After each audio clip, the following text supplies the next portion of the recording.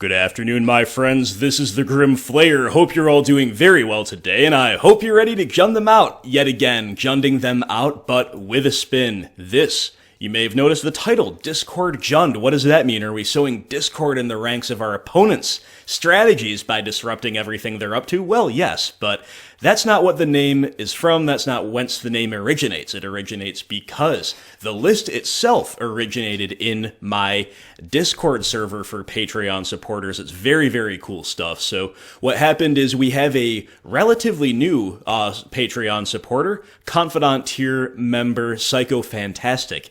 And Psycho Fantastic approached me about purchasing a donation league, and we agreed to. We got the details sorted out, and he went in on it. Then he brought it to the public's attention. He went to the Jund channel on my Discord server and said, guys, I just bought us a donation league. Let's work as a community to build a list and to do something spicy. So, thank you so much, Psycho Fantastic. Very, very generous and a very cool idea. And thank you to everybody who did throw their ideas in the ring and participate in the construction of this list. So, what are we up to that differentiates this from a stock Jund list? Well, some of you may have seen the Willie Adel Jund lists that have been making waves. This Discord Jund list kind of takes a few leaves out of Willie Adel's book without really following all in on what he's been doing. So, Willie Adel, for example, things that he's kind of mainstreamed are playing 3 Kroxas, often to the exclusion of other competing 2-drops, and 25 lands, including 2 copies of Barren Moor. So as you can see here, we are doing the former, but not the latter. We have a pretty standardized land base, with 24 lands, only 1 Barren Moor, but we are on 3 Kroxa, and we also do not have any copies of Bob or Skooz. Neither of those are anywhere to be found in the 75. Another slightly off the beaten path thing, but not that unusual, 3-3 split of Inquisition Thoughtseize instead of the more traditionally accepted 4-2. But a lot of the other stuff going on is standard. 4 Bolt, 2 Push, 4 Goyf, 3 Wrenn and Six, 2 Trophy, 1 Pulse, 4 Liliana of the Veil. But 3 Kroxa is spicy, and the rest of the list in the main deck is even spicier. So the first thing to note is that we do have 2 copies of Spyro, of Seasoned Pyromancer himself, who is very, very strong grindy card, but one that I often do not manage to fit into my lists, so I'm really happy to be playing him here today, see how he performs. There is some additional synergy, of course. The more copies of Kroxa you have, the more things that you're more or less okay with pitching to the graveyard, because maybe it's a Kroxa itself where you can get value out of the back end, or maybe you're just in a position where you have to pitch gas and it's not ideal, but at least you have the consolation of a couple turns down the road. It's more fuel for the Titan, right? For the Elder, Titan, Giant, whatever Kroxa is. So 2 copies of Spyro definitely gives us a lot of grinding power, and speaking more generally, you guys know, if you've watched any of my recent videos, they're all 2.5, sometimes even 3 hours long. It is insane how grindy Modern has been, for me especially. Like, I go into a league and I'm playing at least 4, often 5, decks that are trying to take the game long, or are capable of taking the game very long. And, you know, Modern's very grindy, but specifically, I have been against mega doses of grindy decks, and therefore very happy to be well equipped to grind them out with 2 copies of Spyro. Speaking of grinding them out, Klothys, God of Destiny, is a mega spicy inclusion, one of in the main deck. This card is really strong. I think it's really strong. I don't necessarily think it's better in the main than the side, per se. I also don't necessarily think it should be more than a one of in Jund, but I think it junds. I definitely think it junds. I was a bit of a skeptic. The card is strong. The card is really strong. I just want to say a little bit of a tangent here. The Gruul Midrange deck is everywhere right now, and to me, Klothys is the card that pushes that over the top. And yes, it's maybe a little bit stronger in there because it can come down on turn 2. It's indestructible. You don't really get punished for ramping it out, right? But the takeaway is that the card, definitely very, very good. And again, we've got a lot of ways to continue filling both players' graveyards up, so Klothys should never really lack for fuel. And the final piece of spice in the main deck is a one of Ashiok Dreamrender. Talk about filling our graveyard. The self-mill with Ashiok is more live than ever, with 3 copies of Kroxa and 2 copies of Seasoned Pyromancer, in addition to the usual suspects like Tarmogoyf and Wrenn and Six that benefit from us having a full graveyard. Ashiok is also just extremely well-positioned in Modern right now. A lot of Primeval Titan decks still going around. A lot of opposing decks trying to get lots of value out of the graveyard, and believe it or not, with how grindy Modern can be, Ashiok's mill is a genuine win condition some of the time. So, unfortunately, these things do come at the expense of other cards that are very, very good too. The most noteworthy one is, of course, we have shaved a Bloodbraid Elf. We're down to 3. Now, if you're playing Spyro in your deck, I think shaving a Bloodbraid Elf is usually correct, even to fit 1 in, much less 2. Unless you've got a really unusual Jund build, I think that's probably the responsible thing to do. You don't want to be too heavy on top-end value threats, kind of undersized value threats at the expense of things like Tarmogoyf or things like Interaction, right? So I like that fine enough, and but she will be missed, of course, and then also Kolaghan's Command is a stock 2 of main deck in most lists, and we only have 1. I did find room for it in the side. This is the one change I made. People in the Discord were saying, you know, they ended up on a list without K-Command, and some were saying, well, we really should play K-Command. What do we want to do? I had kind of the final verdict on this, so I put a K-Command in the sideboard just so we had access to 1 at the expense of what was a second Klothys. Would have been kind of interesting to try 2 Klothys, but again, I think it's kind of the responsible thing to do. The rest of the sideboard is relatively stock. We have 2 copies of Brutality, 2 copies of the Plague Man, the second Ashiok, 2 copies of Boil. Boil and Choke probably want 2 of these combined. 2 to 3, I would say, in any list. You know, the blue decks are crazy right now, especially the blue-green X decks, Bant, Sultai, even Temur. These decks, everything they do draws a card. It's insane. It's really, really tilting to play against for me. I've explained this at length before, I won't go into it again here, but it's the theory of resource generation versus resource depletion. I think the latter is much healthier than the former. You can push the power level of the latter much further without generating bad gameplay and negative consequences to a format than you can with resource generation. So you know what? We're just going to boil these decks. We're just going to destroy all their islands. It's going to be great. 3 copies of Pillage, still very stock, and rounding it out with 2 Spellbomb and 2 Huntmaster of the Fells. So thank you again, Psycho Fantastic, for your generous support, my friend. Thank you to everybody in the Discord who put your heads together to create this awesome, awesome list. And thank you, as always, to all Patreon supporters. I love you guys. I appreciate you very much. And this is going to be a replay because Psycho Fantastic gave me the option. And frankly, guys, right now, I have such little time, it's insane. I am still working, despite the circumstances out in the outside world. My wife is having to work from home. We're having to watch the kids 24/7. I have less free time than ever, and believe me, I didn't have much before. So replay is how I was able to squeeze in these games and then subsequently bring them to you right here, right now. And just a quick note before we jump into the games, I just want to shout myself out because I finally, this happened a few weeks ago, but I'm just announcing it now, finally organized all of my content. We've got modern BG Rock gameplay, modern Jund gameplay, all of the above. We have playlists for it, so every new video I upload should be categorized. You can see the recent Frogtown list. That was actually a really fun league. If you haven't seen that, please do check that out. Into the proper category, so it's easier to navigate, it's easier to track down exactly what you're looking for, or indeed it is easier to get a nostalgia hit if you want to go back and look at some of the earlier content. So I did want to let you guys know about that. I also want to say thank you to our newest Patreon supporter, a very generous, tireless tier supporter. So thank you very much, my friend, Guillaume Udaye, I think is somewhat an approximation of how you pronounce your name. Guillaume, I appreciate you, my friend. Thank you so very much. The last thing I want to show you guys, it's only 20 seconds, then we're going to play our games. Can't forget about our sponsor. He's a great guy, Brian Palmer, a Jund player, and you know what? Business is a little bit slow for him because people aren't playing paper Magic right now, but things are going to go back to normal sooner or later, hopefully sooner, and when they do, you will want to have your deck prepared. So let's check this out. Just going to show you 20 seconds real quick of the great stuff that Brian is bringing to the table. we've got a 10% off discount code. The code is GrimFlayerMTG. All the info in the description below. So thanks as always to Brian for sponsoring this content. And here you see a lot of his wonderful, wonderful stuff. I'm a huge fan. What about you? Anyway, guys, thanks for listening to my opening spiels, and without any further ado, let's play some Discord Jund. Alright, my friends, and here we are kicking it off with Discord Jund. I recognize this opponent, maybe a trophy leader or something. I don't exactly know who it is, but the handle's familiar.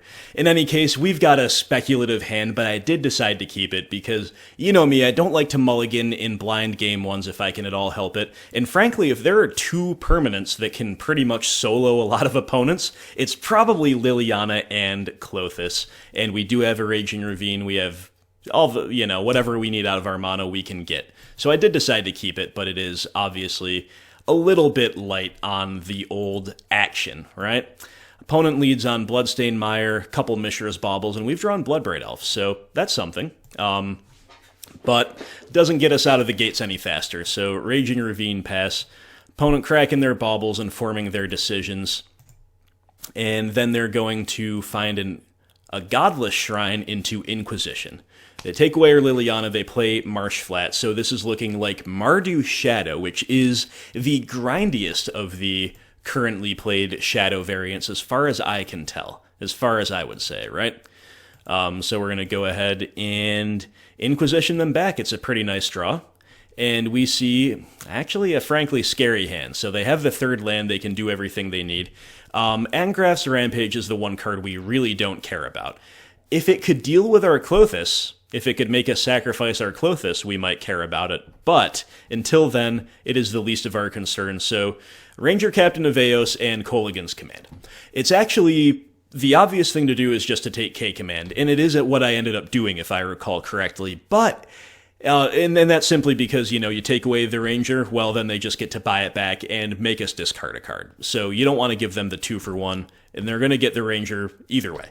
However, there is actually some kind of incentive to take the Ranger just to make them waste a turn doing the Kolaghan's Command instead of getting to go Ranger on curve, tutor up the Shadow, right? So that is actually worth thinking about. However, at the end of the day, I did decide to just do the more value-positive thing and take away the K-Command. Back to the opponent, sure enough, Ranger into the Shadow, and we have drawn a land that we really did not need. So it's just Klothys time, and Klothys admittedly pretty good here. But Bloodbraid, we need to A, not get her Thoughtseized, or Tidehollow Scullered, I guess, because that's their draw, or B, and B, we needed to hit something good off her. Sadly, they found the Sculler, so we are in a whole mess of trouble, and we are actually punished for not taking the Ranger.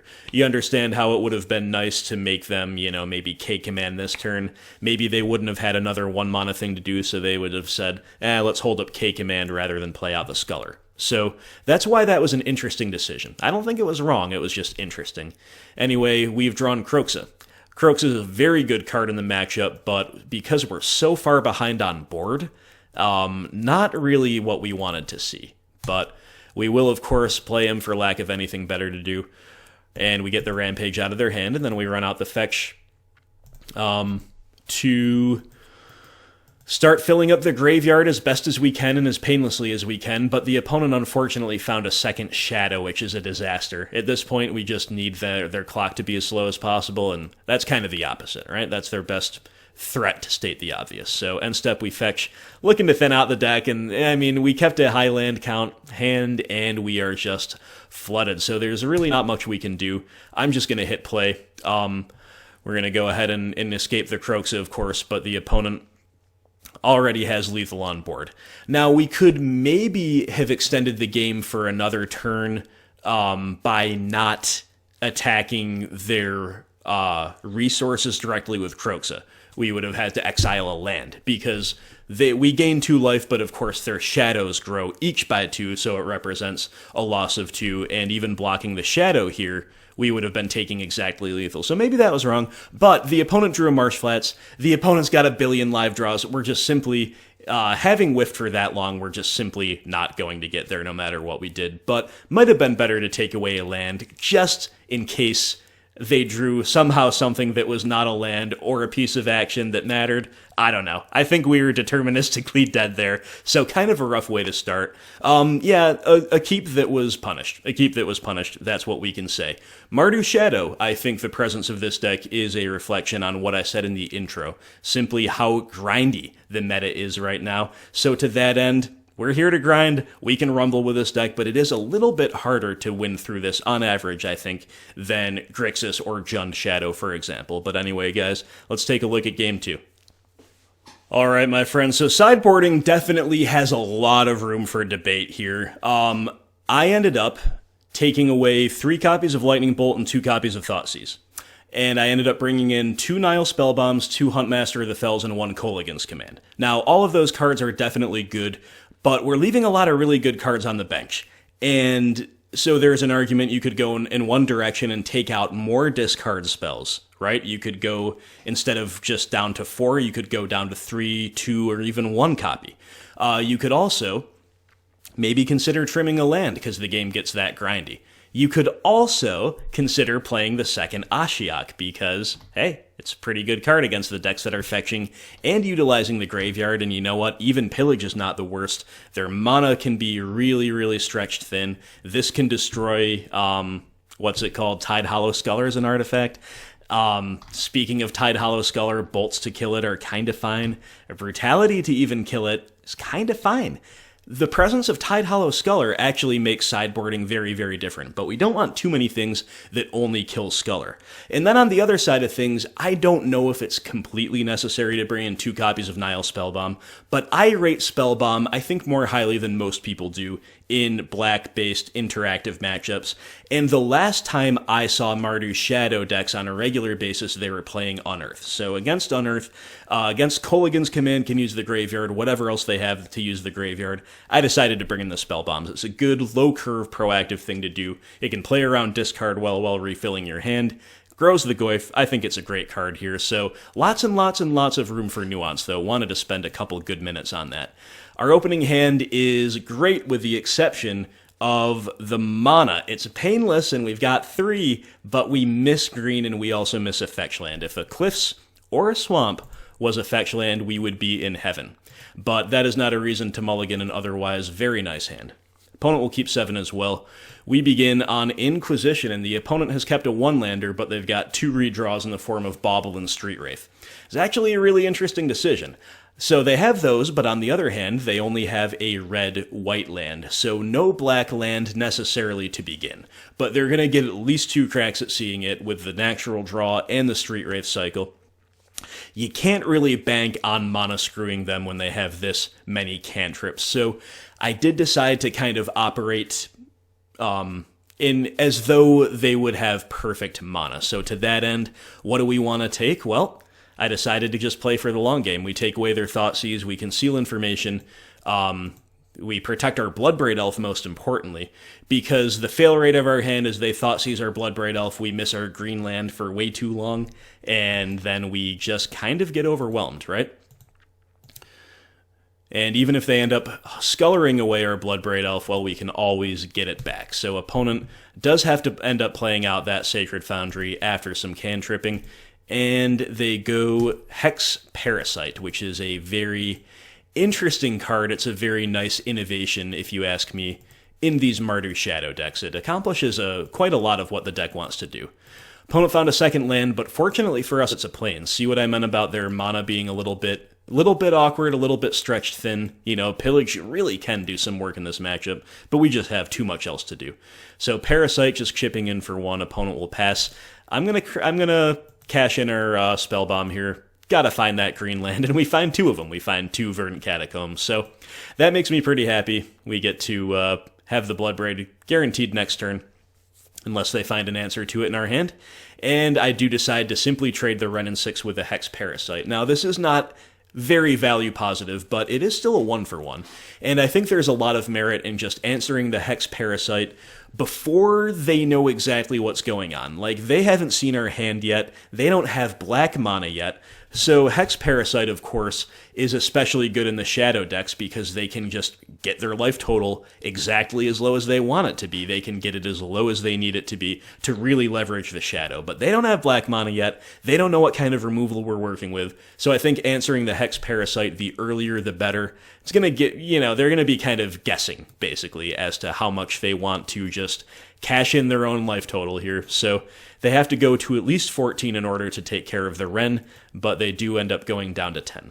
And then they cycle down to 8 with the Street Wraith, and specifically because we have Bloodbraid Elf in hand, I think that was even more incentive to make that trade, right? Because it can be dangerous for them to get too low. Unfortunately for us, they have found the missing black land, and we do not have an efficient answer to the Sculler. So Sculler takes our Bloodbraid, and we draw another land, so we're flooding again. All we have is this trophy, right? So we have to be extra judicious with it. We have to just take this hit, make sure that they cannot follow up with another Sculler or a Thoughtseize or something like that to get our Bloodbraid Elf gone. So we just have to wait till the end step unless they force it out of the hand earlier, and they don't, but they do play a Shadow. Their hand is 1 push, 2 unknowns, and they now have fully operational mana. And we're about to make their mana even better with this trophy, but cost of doing business, right? So we get our Bloodbraid Elf back, we will thin out here on the end step, and we will draw Kroxa. Kroxa, a fine card, as I said before, but Bloodbraid Elf is the play here, trying to find removal for Shadow, and boy, is that a good cascade. The more things change, the more they stay the same. Bloodbraid into Liliana, still one of the feel-good moments available to us in Modern, one of the very best. Opponent will push our Bloodbraid before we can smack him down to 2, and then it is back to us. They have another Shadow. That is a little bit scary. But we do have Kroxa. Their Shadow's an 8/8. Once again, thinning out on the end step, filling up the graveyard, and we just draw an extraneous land. Seems really bad, right? Well, it is, but at least we have free pitches to this Liliana. And this basic forest is actually exceedingly awkward, because if this was a different land, we could both play and escape Kroxa on the same turn, which would be completely amazing. Sadly, we cannot, and the good news, though, is that we just saved our own lives. We get Kroxa, let's rewind. I'm kind of skipping through things that we shouldn't skip past. Sequencing there is actually kind of important, because if we had led on the Kroxa instead of on the Liliana, they could have pathed it with its triggers on the stack. Whereas if we lead on the Liliana +1, they get the Path to Exile out of their hand first, right? Without a creature in sight, in the face of a ticking up Liliana, they clearly would pitch the Path to Exile instead of the Temur Battle Rage that represented lethal. So sequencing that way allowed us to keep our Kroxa in the graveyard for next turn, and also just having 2 generic discard effects allowed us to stay alive. The opponent draws a brick for turn, thankfully, and then is pressed into attacking the Liliana, and we, unfortunately, are bricking pretty hard ourselves, so we can escape the Kroxa. Opponent's going to fetch as well to thin out. We put them down to 1, and it's just, do they have something awesome off the top? Not really. It's a Tidehollow Sculler, which is going to whiff, and then they're going to attack. We can do whatever we want here. If we don't block, they have no way to shrink the Shadow. We go to 1, or we go to 2. We kill them on the crackback with the Kroxa attack trigger. Or we can block and then escape the Kroxa and kill it with the ETB trigger. So no matter what we do there, we've got them dead to rights.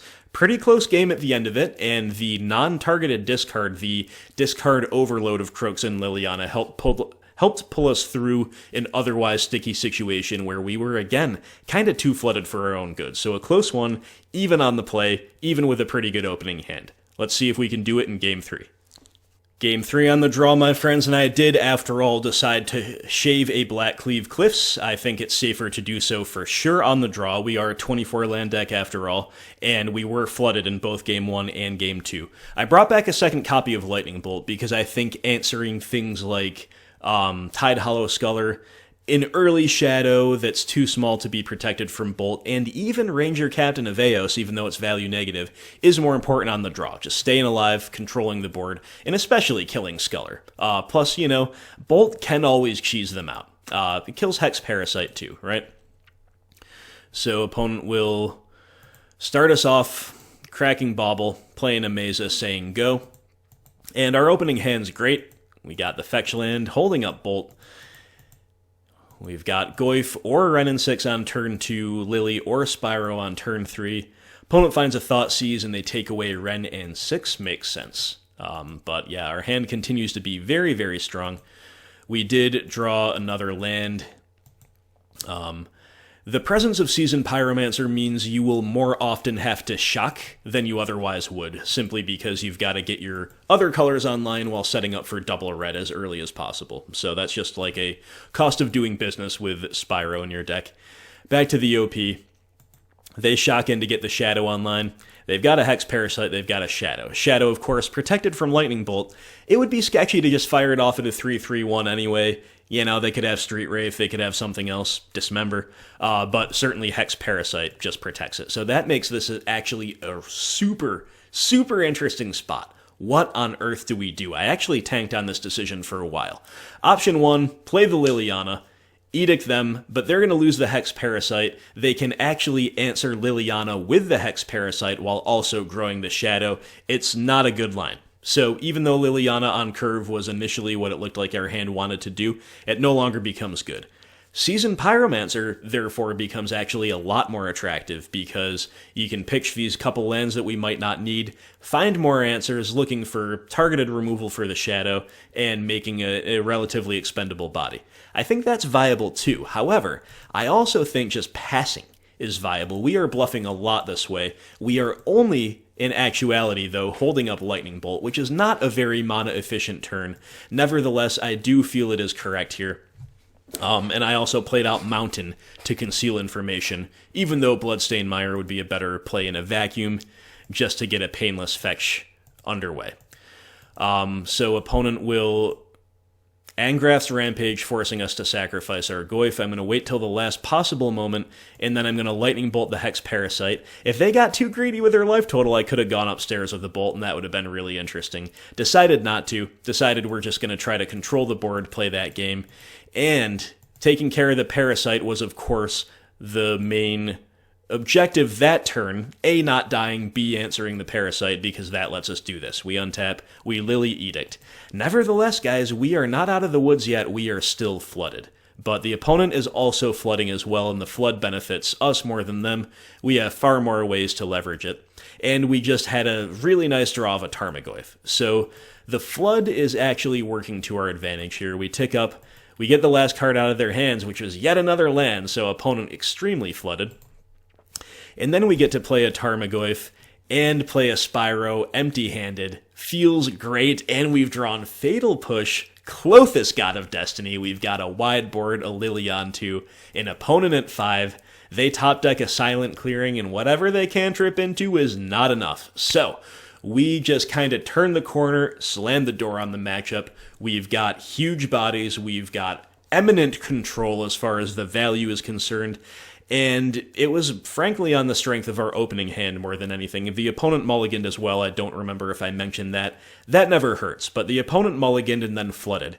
And the Shadow decks are not naturally as sturdy in terms of the grind as ours. Again, this Mardu version, grindier than most, has more 2-for-1s than average, than the average Shadow deck brings to bear, with Ranger Captain of Eos, Kolaghan's Command, so on and so forth, but still, on average, not a match for Jun's grinding power, and we saw that here. So, Klothys, Spyro, the spicy main deck tech, seeing a bit of action here in round 1, and we come away with the W. Losing the die roll again in round 2, my friends, but it's a really well-balanced hand. Thoughtseize Goyf into Liliana with a Fatal Push to round things out. 3 lands, including utility. This is a classic Jund opener.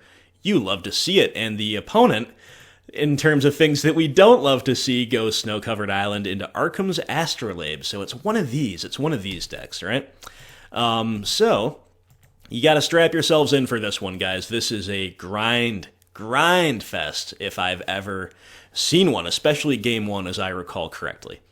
So, having drawn the 4th land, it's really nice because we can go 1, 2, 3 along the curve without having Raging Ravine disrupt our curve, and we therefore lead on the Thoughtseize, and we see the opponent has a hand that's a little bit medium, right? Like it's Path, Snapcaster Mage, Force of Negation. 3 lands.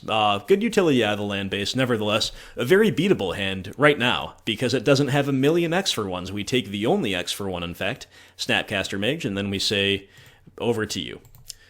Opponent plays out that Temple Guard and passes back to us. Oh, this is not the matchup. This is not the matchup for you to be laggy, client. We have a lot of decisions to make. So I'll use the next turn button liberally here. We've drawn Klothys. That's all well and good. It's actually a very good draw. But we'll play the Tarmogoyf. We'll say go. Opponent plays out a land we did not know about. And that's because they want to be able to hardcast Force of Negation. Makes sense? And then it's back to us, and we have drawn Bloodbraid Elf. So we're in a really interesting spot. So my first instinct here was to say, which of these 2 cards, Liliana or Klothys, would I rather trade with permission, and that would be the one to run out. But upon closer reflection, I said, you know what? We're actually just going to attack and then pass.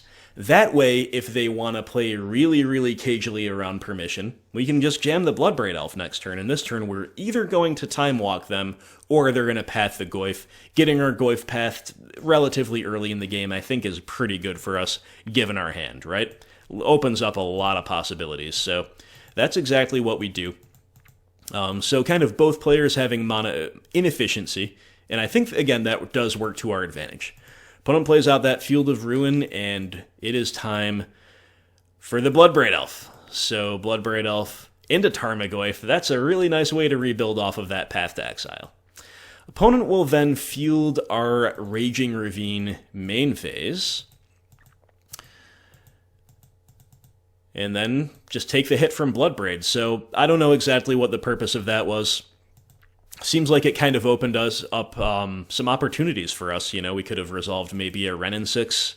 Maybe not. Maybe, no, because we didn't have that basic swamp yet. Yeah, so we could have resolved Wrenn and Six. You know, so I don't know about that field timing. I went by it quickly, though. Maybe I missed something. In any case, opponent will put a Path to Exile back on top with the Mystic Sanctuary, and then the Nightmare. The Nightmare himself appears. Big Tef, ticking up, drawing them that path, and untapping a couple lands. Feels bad, man. This is a real tough one. But at least we Bloodbraided into a threat, so we can try to attack him off the board. Maybe over 2 turns. Draw of Blackcleave Cliffs, not exactly what we're in the market for. So we're going to send them both at Tef here. Opponent will path the Goyf, as expected. And they have only 1 mana open, so we're thinking, what is, like, we know that the Force of Negation is in their hand still. What is the thing we are most okay with getting forced that is also good if it resolves? Well, I guess that would be one of our duplicate Lilianas. So Liliana getting us a nice 2-for-1, getting 2 forces out of their hand. And then we still have our Klothys and another Liliana and the land to double spell next turn. However, Big Teferi is still a huge problem. Definitely one of the cards that can kind of single-handedly beat us, right? So he is at 3. Bloodbraid Elf has the power of 3. We'll begin with an attack, but they got another Path to Exile. 2 cards in hand, 4 blue mana open. So, once again, we're going to kind of lead on the thing we are most okay with trading with permission, and that is Liliana of the Veil. We are playing for the long game. Number 1, I think Klothys is better in the long game than Liliana, with the life totals such as they are in this matchup. And number 2, Liliana can very easily be outvalued by a big Teferi, there's no question about it. So leading on the Liliana, it does exactly what I kind of thought it would and hoped it would, frankly, which is trade with a Cryptic command. Of course, it would be better if they didn't have one, right? And then we do the counting here. We take inventory, and we find that we have exactly 1 fetchable land left in the deck. And it's very important to realize that, because that allows us to go Wrenn and Six into Klothys and have a double spell turn, have 2, have emblem, basically, and a Planeswalker on the field instead of just one or the other. Again, all that said, Big Teferi is still a massive problem. And all we have in hand is a Fatal Push, so it's top deck mode, and we draw Assassin's Trophy. It's pretty good. Now, important to note, the opponent is representing a second Mystic Sanctuary with Misty Rainforest, which is not only a very, very strong card in a vacuum in its own right, it can also blow out our Klothys trigger, and at this point, I just want a little bit of guaranteed value, so I target myself. Then I target myself again, buying back that Raging Ravine with the W6, and we just say go, trying to pick a spot for an Assassin's Trophy. And the opponent on the end step will go Snapcaster Mage into Cryptic Command. With the Snapcaster trigger on the stack, they do indeed fetch up another Mystic Sanctuary, and they're going to put Path to Exile back on the top. Now, I don't know if I care about that card quite yet, but it is action, and they are going to subsequently bounce the Klothys, draw a card with Cryptic Command. So, with that on the stack, before they can actually draw the card, I'm going to push the Snapcaster.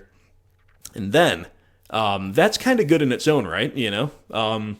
It's pressure. Yes, it dies to the Wrenn and Six ping, but they could loop the Snapcaster by bouncing it with a Cryptic Command. But more importantly, we are then going to trophy the Teferi, and that resolves.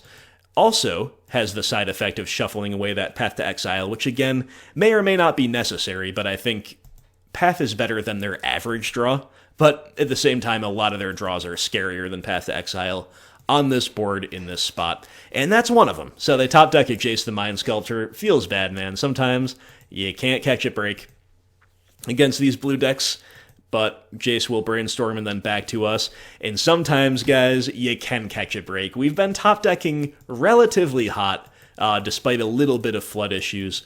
The spells we have found have been very good. Bloodbraid Elf is one of them. Bloodbraid into Inquisition, just fine with me. Opponent will Archmage's Charm.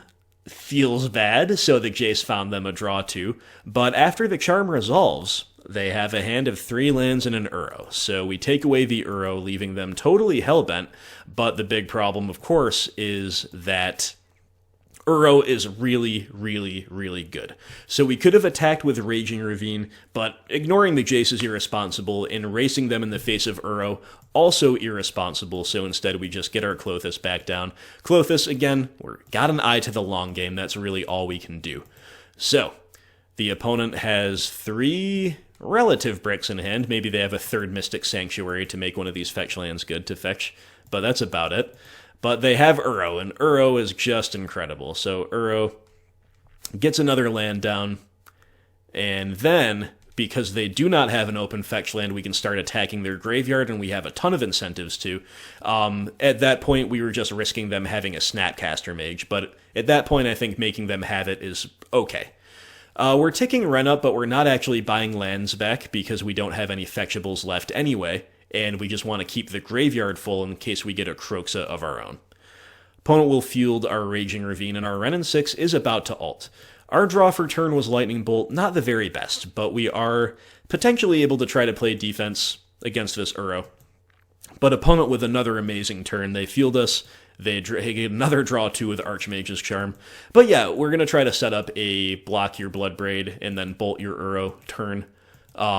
But opponent rips a Teferi Time Raveler, which is just a disaster. Not only does that make it so we can't cast our Lightning Bolt at instant speed, he just gets to bounce the Bloodbraid Elf. Now, granted, getting our Bloodbraid Elf back, kinda good, but that's how powerful our board state was. You know, they feel priced into bouncing our Bloodbraid Elf, and yes, it's value positive for them too, they get to draw a card, but they needed that Uro attack. They needed the life gain, the draw, and most importantly, to get Wrenn and Six down. We draw Seasoned Pyromancer, so the heaters keep on coming off the top. Once again, we risk the Snapcaster blowout by attacking their graveyard. We just have no choice in the face of that Uro. And it resolves, so Klothys doing a ton of work. Then we have Raging Ravine that we could buy back, but I think it is better to simply ping the Teferi with Wrenn and Six, trade Planeswalker for Planeswalker, because that is going to get our Bloodbraid Elf back. Remember that Teferi Time Raveler does shut off Cascade, and Bloodbraid into Kroxa seems good if you ask me. So our hand was already pretty good. Our turn was already going to be pretty amazing, even if we just like bolted upstairs and cast a Spyro. But this is even better. We Kroxa, get a land out of their hand, and then we're just escaping the Kroxa, just right now. Holding up Lightning Bolt seems really good to me. Leave that Ravine in there, leave in some type diversity for the sake of Tarmogoyf, and we get the other land out of their hand, so Kroxa doing 6, unwinding the Uro life gain. Bloodbraid Elf putting them to 4, and Bolt has them at a virtual 1. But again, Uro is the great stabilizer for these decks, and unfortunately they found yet another path to exile. Bye-bye Kroxa. No land for us, but Kroxa still was a 4-for-1 in our favor. You know, even though the 4 are not necessarily that impactful, you know, getting some relatively dead fetch lands not the best, but nevertheless, it was a nice find, especially off of the Bloodbraid Elf, right, as a free spell. So Uro coming after us again, and our life total's getting low, theirs getting back up. They get the unknown land out of their hand, and we have drawn Maelstrom Pulse, seems pretty good to me. So, Klothys once again attacking their graveyard, draining yet again. Klothys doing a ton of work, and we're going to Bloodbraid Elf, attacking them, looking for lethal here. They do still have 4 cards in hand, 5 mana open. So, how do we sequence here? I decided to cast Maelstrom Pulse on the Uro, thinking that this is a reasonable play, no matter what else happens, and also that they will be protecting it, potentially at least with permission, if they have it. They don't. So, then I say, okay, now we're just going to go for lethal. Bolt you upstairs. Remember that with Teferi, even if we wanted to, we couldn't like play around them tapping out on their own turn and do it on their end step or something. Teferi does not allow for that, so I think bolting like main phase would be fine even without him, but with him around you definitely just have to. Opponent was very disciplined with the Cryptic, so they Cryptic to stay alive and to draw a card, but we have a great follow-up, Seasoned Pyromancer. Love to see that. It's possible that I should not have tapped Basic Mountain, since I knew I had 3 other needs for red mana, a need for 3 other pieces of red mana in hand. I just kind of reflexively did that with the Pulse. We've drawn Ashiok and Wooded Foothills. Sadly, we don't have any fetchables left in the deck. If we did, going Ashiok, there would have been the perfect capstone for the turn, exiling the Uro and milling the opponent, or milling ourselves. As it is, just barely not enough fetchables left in the deck to pull that off, so Ashiok has to wait, and that actually gives the opponent a huge window back in the game. They had 4 cards in hand, plus the Uro. They begin with the Uro. They're making a billion land drops. They have a Jace. Number 2, they brainstorm. I told you guys. I told you it was a grind fest. We've drawn Tarmogoyf. This seems okay. Klothys attacking their graveyard. And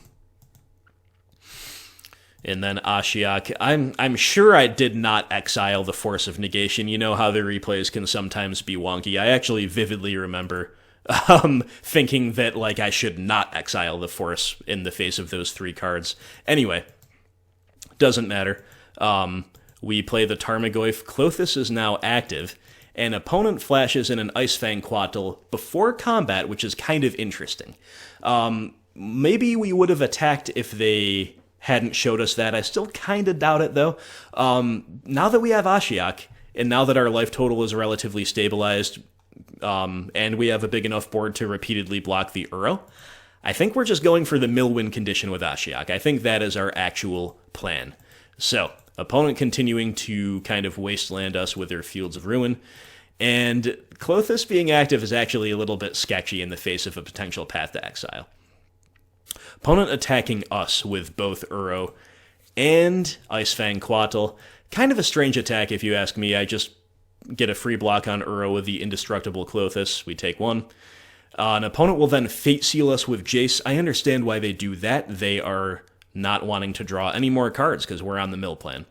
I do attack their graveyard. Might have been loose. I think it's kind of a 50-50 call as to whether we want to attack our own graveyard to drain them or to just keep every card possible out of there to stop Uro from coming back yet again. It's a real judgment call. It's hard to say without knowing what's in their hand. In any case, we do go to attacks before we do anything else.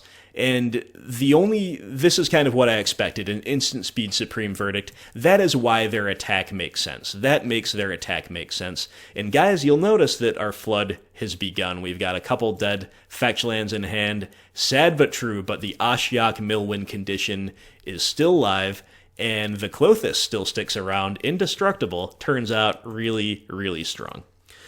So we mill them down to 8. Opponent will flash in a Quattle on the end step. They will fetch into an active Ashiok, which doesn't really get you anywhere, but maybe they're just trying to fill up their graveyard. I don't know. I don't know if they'd actually want to fetch a land anyway. Kind of doubt it, right? So Quattle attacking Ashiok. Ashiok at 2 loyalty. Their Planeswalkers taking up. Jace has Fate Sealed us yet again. I believe Jace went to the bottom this time, whereas he topped last time. On their end step, we will get Seasoned Pyromancer's ability working to our advantage. Couple elementals back. Remember that Teferi makes you play all spells at sorcery speed, but abilities like the Spyro ability, not so much. And we draw our 3rd straight brick, so oof, you hate to see it. But we are just stabilizing our life total with Klothys. Might as well attack the opponent, but really we're on the mill win con right now. And we do put them down to 1, so that's another win condition as well. But we mill with Ashiok. They've got 2 cards left in the library. Gonna hit play from here. We're at 14 life. Opponent attacking Ashiok off the field, then playing an Uro down to 0 cards in the library, then playing a big Teferi, and then brainstorming with Jace just to die on their own terms. So, wow. I'm tired just going through the replay of this. This was an insane game, and this is what I mean about how grindy Modern can be. And guys, our spice, the Discord Jund spice, really pulling its weight. Our spicy one of main deck Ashiok was literally what won us the game. I don't think we could have probably won through those Planeswalkers the traditional way. Maybe just by kind of burning them out, by, getting every possible Klothys drain and, maybe drawing a little bit more burn off the top to finish them off. But all things considered, at that stage of the game, given their value and their stabilization, and also given how many cards they see, Ashiok became our most realistic win condition, and indeed, Ashiok won us the game. But that's not all. We had Seasoned Pyromancer looking really, really good there. Kroxa was really good there as well, even though they found a path immediately for him. Still a really nice 4-for-1 in our favor. And these are the exact changes. This is the exact matchup, rather, that these changes were made with matchups like this in mind. So, we're about 3 minutes ahead on the clock, and we came away with the win of a really long Game 1, which is a nice place to be in against Bant Snow. Let's check out Game 2. Alright guys, so heavy sideboarding for this matchup, and we have brought in 2 copies of Nihil Spellbomb, 2 copies of Boil, which is awesome, 2 copies of Huntmaster the Fells. These are all very value-positive cards that help grind through them in various different ways.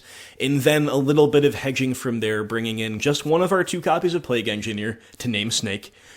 Just one of our 2 copies of Collective Brutality, which is a nice card in spots, but you don't want too many brutalities that only take away instants or sorceries in the face of like Uro and Planeswalkers and stuff. So I think 1 is the right number of those for this matchup with this configuration. And also 1 Kolaghan's Command just as a nice 2-for-1. We have brought out all 4 copies of Tarmogoyf, so we are totally pivoting away from that plan. I remember when this matchup was newer, some people asked me, should we side out all copies of Tarmogoyf? We talked about this on the Discord. I said, probably not. I think trimming is fine, but you probably shouldn't have Tarmogoyf out unless you have enough to do. I do still stand by that. I don't think Tarmogoyf is actively bad. I understand it lines up poorly sometimes against their threats, but there's also a lot to be said for getting the game over with ASAP, trying to punch a hole in their strategy with discard and other forms of disruption and race them with a Tarmogoyf, because they do have the advantage in the long game. But if you have a critical mass of anti-blue cards and or very grindy cards, and alternative win conditions, all of which are true with this build, then I think siding out all 4 copies of Goyf is fine. So that's what I did here. Then we trim 3 copies of Bolt, leaving 1 in to tag adjacent to do whatever else Bolt does, and we trim our Fatal Pushes as well. So our opening hand is quite fine. Not for the first time in the league. We are missing a fetch land to make it really good, to make Wrenn and Six really good. Nevertheless, this is a really strong one, and the opponent also did mulligan to 6. And we draw another discard spell, so the hand does keep getting better and better. If we draw 1 single fetch land in the next couple turns, it will be officially nutty. Opponent's hand is pretty weak. They have 3 lands, so it's functional, and Monoleak, Ether Gust, Force of Negation. Pretty easy take of Monoleak there, in my opinion. We can always lead on Thoughtseize to clear out the Ether Gust, or we'll see what else we draw, right? But Ether Gust might be something that we can afford to ignore. We've drawn Liliana the Veil, so now it's clearly Thoughtseize time, clear the way for her. And we do get the Force of Negation and the Ether Gust out of their hands, so they choose to 2-for-1 themselves in the face of a Thoughtseize. Makes me think they drew something really good that they want to protect, obviously. Or they're just memeing on themselves, right? I don't know. So all of their known lands, are out of the hand. They've got 2 unknowns. It's back to us. We draw Nihil Spellbomb. Interesting draw. I actually think there's some incentive to play it, but I do decide instead to just lead on the Liliana, make them have some kind of permission, and they don't. They have Icefang Quattle. So, that's actually a card that we can potentially ignore. We can take up the Liliana, and then we can play a Wrenn and Six and ping it next turn. I strongly considered that. The big problem, though, is my hand is so good that I don't want to pitch anything to our own Liliana. And I especially don't want to get into a position where, like, they play an Uro next turn, and I've kind of taken an important piece of gas out of my own hand, and then I'm facing down both the Quattle and the Uro. So I did decide simply to Edict the Quattle, so we're kind of answering that at parity, and keeping our Wealth of Riches in the hand, just trying to draw the 4th land next turn. Any untapped 4th land will do it. We wanted a fetch land, any 4th land will do, right? So it's back to OP, and unfortunately they found the 4th land of their own and Jace, so Jace will brainstorm. That's pretty bad. But guess what, guys? Bloodbraid answers Jace so cleanly. Let's just draw the 4th land. No, we don't. We've drawn Inquisition, so mega tilt. What do we do here? Well, one option is to just lead on the Spellbomb, see what we can do. Another option is to lead on the Inquisition, see what they have, try to get them totally empty-handed. It's not that great in the face of Jace, but it's still pretty good. I did opt for the Inquisition because I'm not sure whether or not I want to use the Liliana this turn, and using the Inquisition will inform that decision perfectly.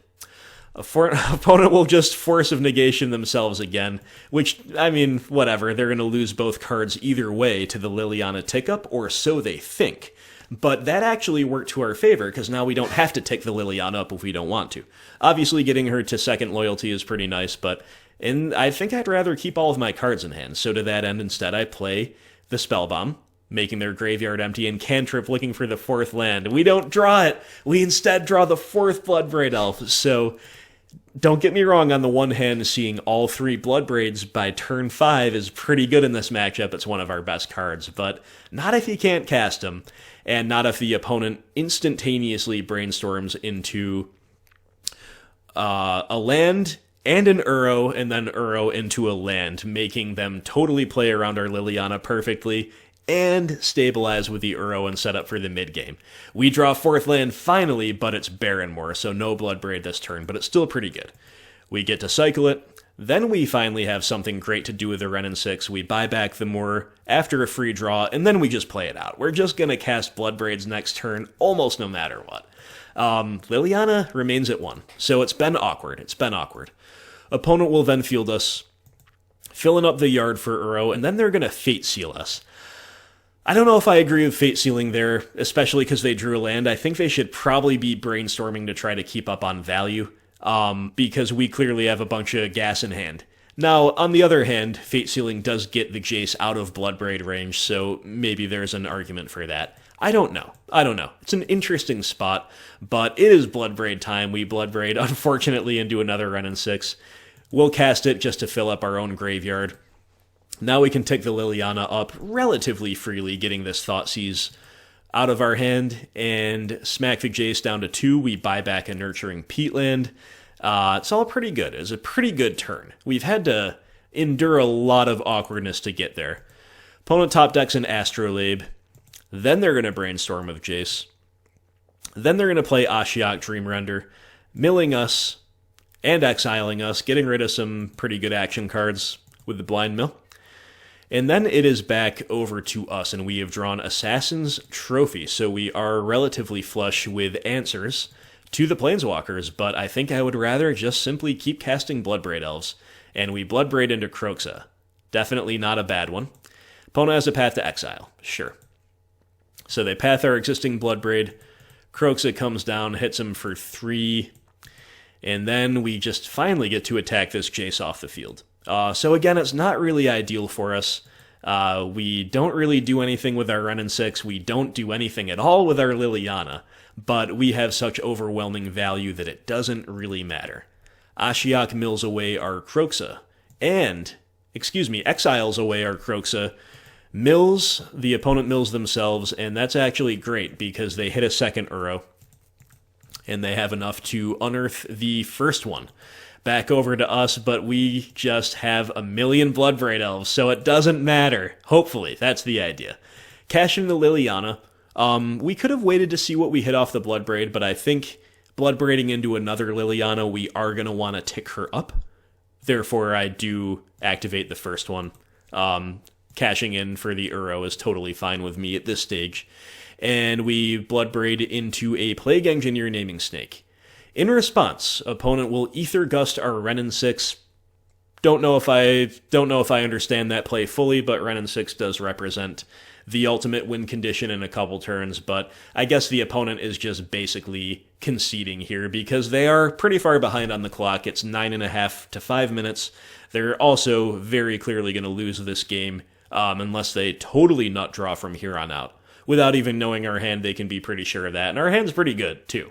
So, anyway, my friends, that is that. We do 2-0, a very, very popular deck right now, a pretty tough matchup. And honestly, I feel like in some of these matchups, they're still so losable, despite being very well configured to beat them. And that's what's making me a little bit hesitant to play Rock right now.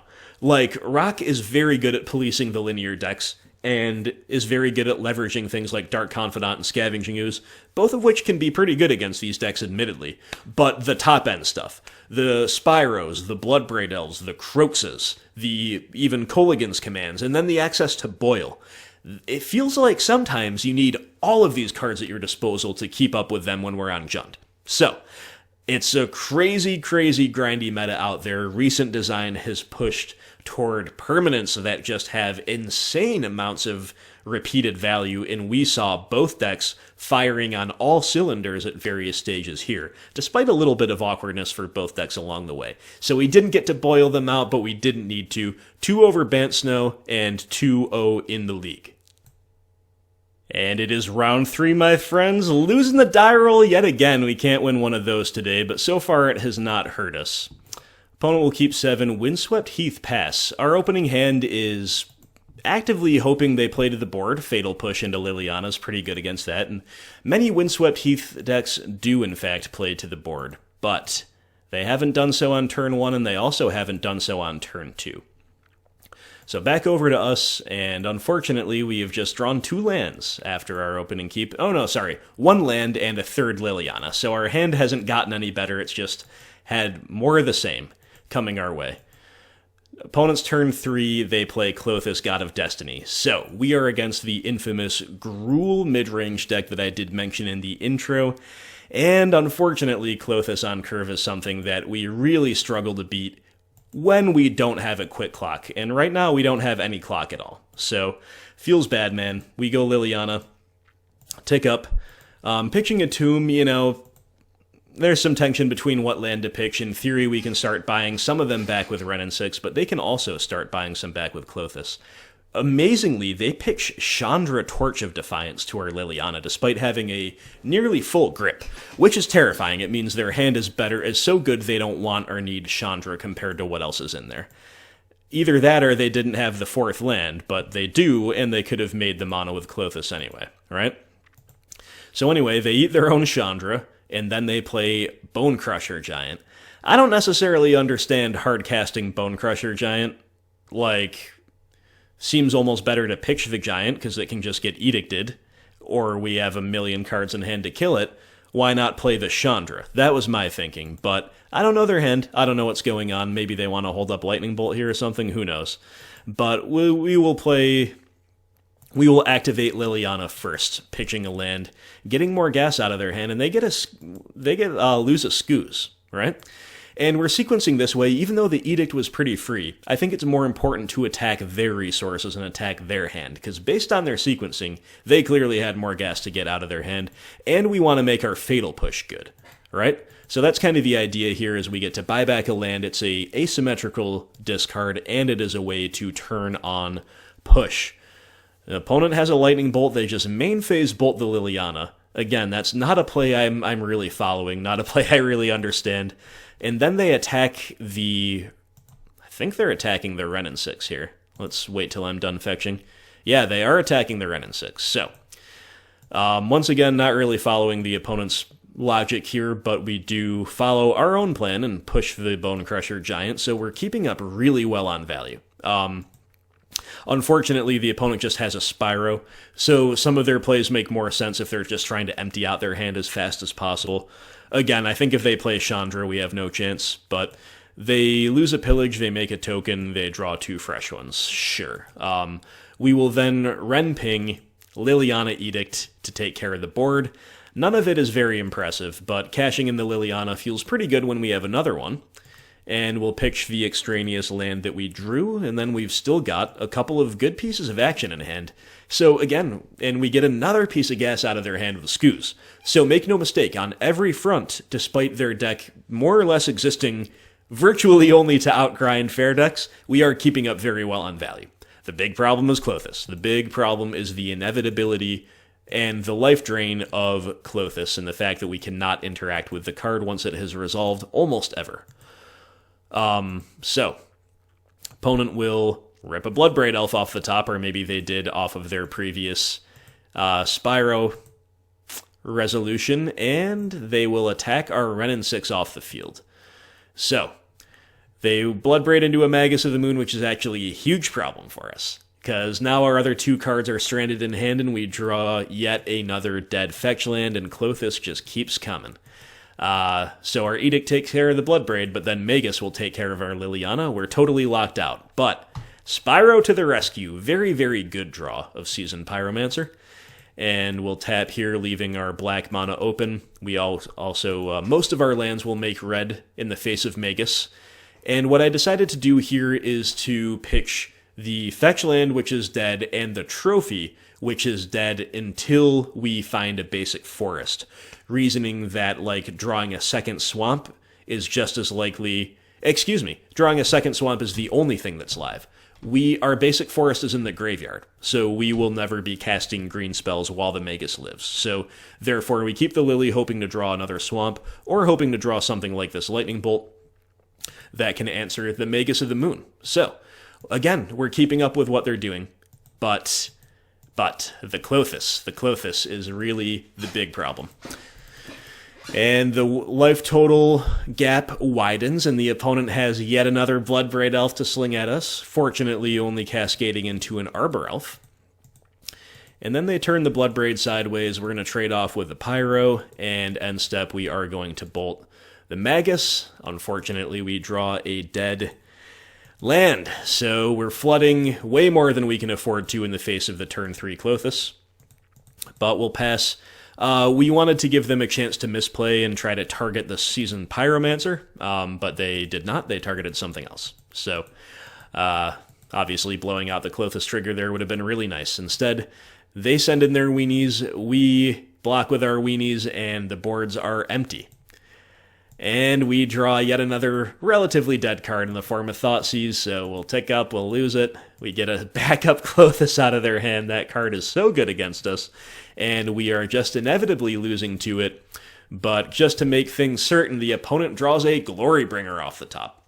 You hate to see that. So, yeah, We kept a bit of a dirtily hand and were extremely punished for it, but it's not like our round 1, game 1 keep where we just kept Liliana and Klothys. In fact, if we had that hand, we might have won this one, because their hand was really slow, and our Klothys competing with their Klothys, I think we would have been just fine. But we kept Fatal Push and Liliana's, and they didn't give us anything that mattered to push early on, and their Klothys literally soloed us. Like, yes, a couple other creatures were involved, and Glorybringer technically finished us off, but Klothys just more or less taking us from 20-0 and taking themselves from what would have been about 10-30. So, yeah, that's all that you can really say about that. I think we're against another trophy leader here, by the way, Carlos Almeida. And like I said, it's a matchup that I feel is unfavored for us. I don't like the concept of the Gruul Midrange decks because when we play these black cards like Liliana and specifically discard but also Fatal Push, we are acknowledging that the format has other decks besides midrange and control in it, right? We're trying to have a critical mass of early spot removal to beat Burn and Prowess and creature-based combo. We are trying to beat decks like Ad Nauseam and Neobrand with our discard spells and our Lilianas for the +1. And also trying to beat big mana with decks like that, whereas a deck like Gruul Midrange, I feel, conceptually anyway, just maybe tries to cheese out some of those decks with a Moon Effect, and otherwise is just, again, like throwing threats at the wall, seeing what sticks, and naturally relying on the card quality to outgrind a deck like ours. Or indeed, like a blue control deck that plays a lot of permission that can be high variance in a matchup like this. So I don't like the concept of the Gruul midrange decks. I don't really like non-black midrange. I've come to realize this. So this is a deck that's a bit of a pet peeve of mine. And we got wrecked exactly in the way you would expect to here in Game 1. Alright guys, so despite what I just said, my little mini rant there about me not liking this opposing deck, and I think our matchup being a little bit bad, we actually don't want to sideboard too heavily. It should be relatively conservative sideboarding because most of our main deck 60 is good. Like, each card is good in the matchup, it's just how it all comes together. I think they have the edge, but that doesn't mean that our core plan is bad. In fact, on paper, our core plan is good against this deck. So we just trim around the edges. We take this main deck Ashiok out. I shave one Inquisition on the play. I'm happy to. It is a mid-range slugfest after all, so spells can be bad top decks, which is, I think, part of why we're disadvantaged. At the same time, you want to leave a critical mass in because you have to be able to answer Klothys and other really good extra ones before they hit the battlefield. And we also trim one Liliana. I think she's fine, but again, these days, I'm more worried about losing to Klothys than anything else. And I think these decks are playing a ton of Obstinate Baloths right now. At least that's what I have seen.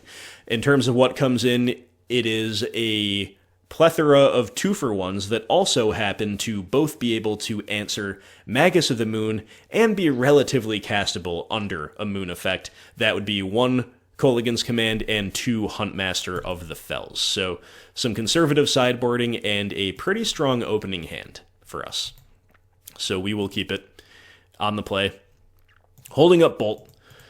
You always kind of hope they lead on Arbor Elf, but when you hope they lead on Arbor Elf, they usually just lead on Utopia Sprawl instead, which is just kind of a nutty card if you think about it. Anyway, they've got turn 3, whatever, or turn 2, 3 mana, whatever I should say, and we just kind of have to play our Wrenn and Six, buy back a land, and say go.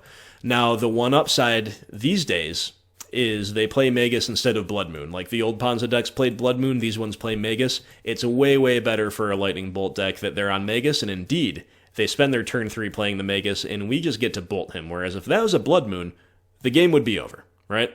So we bolt the Magus, and that, we sequenced exactly with that in mind, actively hoping they played a Magus, just like we actively kind of hoped they played an Arbor Elf turn 1. We will then once again buy a land back with Wrenn, get a basic swamp online, play a Tarmogoyf. It's a pretty good turn. Opponent will play a relic using the dual land for some reason. I think they thought about cracking it main phase or maybe trying to bolt the Goyf or something and then decided not to, so they just kind of waste a mana there. Kind of a weird play, but we can't really read too much into it because no matter what they were thinking of doing, it seems like a little bit of a mistake, right? So instead, we just go ahead and go for the Bloodbraid Elf here. Unable to get a basic forest, but that is all right. We've drawn a Seasoned Pyromancer. We've Bloodbraided into Kroxa. This is all some pretty good stuff, but unfortunately, the Relic definitely makes our clock and our find of Kroxa a lot worse. But Kroxa did still get Glorybringer out of there. And the opponent just has to take 3 from the Goyf. They're bolting the Bloodbraid Elf. Again, I don't know what they did on the previous turn with Relic, but now they untap. Now they Relic everything away to start the turn off. Then they play a tapped land, and they're going to say go. So, seems alright to me. We don't have an obvious thing to lead on. Like, a discard spell would be an obvious thing to lead on, unless we're reading them for Veil of Summer, which would be a whole nother story. But since we don't have that, and we don't have like another Bloodbraid or something eminently proactive to do, I do think it's cool to lead on the Spiromancer. Yeah, the Seasoned Pyromancer here. Kind of hedging our bets here, making 1 elemental and not 2. We pitch an extraneous land and extraneous Wrenn and Six. It's pretty good. It grows the Goyf optimally as well. And we see 2 new cards. Unfortunately, they're both lands. So we have flooded a lot this league, make no mistake. Then we will play a Raging Ravine, and I actually decided to ping the opponent with Wrenn and Six rather than threatening the ult. We don't have anything that great to do with the ult. It might also not be live in the face of their relics that we know we have, and moreover, we have Raging Ravine in a wide board, and the opponent's board is empty, and we have Trophy, and we have Klothys. I am just in race mode. Opponent has a Bloodbraid Elf, seems good, into Magus of the Moon, and we draw the millionth brick of the game. Yet another land. So right now our hand is totally locked out. So all we can do is attack with our relatively bad board, but I am just going to turn them all sideways in the hopes that the opponent feels priced into blocking with the Magus. That's really what we want to happen, right? We want them to block with the Magus, and this is how they block. It's kind of an understandable block in some ways. They're getting 2 guaranteed kills. They must be afraid that we can somehow grow the Goyf at instant speed, which, to be fair, there are a lot of things that could do that. So this is how they block, but it's a really good block for us, because our Goyf survives when they could have actually traded potentially with it, and we get to take care of the Magus with a Wrenn and Six ping, which of course is going to open up everything we want to do. We play the Klothys, the opponent concedes to that, but we were also holding up Trophy, making another land drop. We could have had the second Swamp if we needed it in the face of another Magus, and we have the Spyro coming down the pipeline from the graveyard. So despite our flood, our Wrenn and Six was really, really key in keeping ourselves flush with resources that game. I think the opponent punted a little bit on their Relic turn.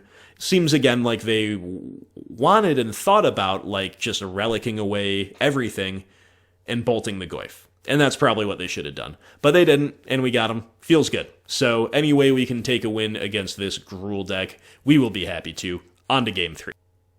Minor sideboarding change for Game 3. I put my 6th discard spell back in, Inquisition comes back in, and the K-Command comes out. K-Command is more oppressive on the play when it can kill a Mana Dork when it matters and tag them for a discard effect, usually, is what we'd do. But that's a little slow to matter on the draw. I would rather have a high density of discard spells to try to see them in the opening hand.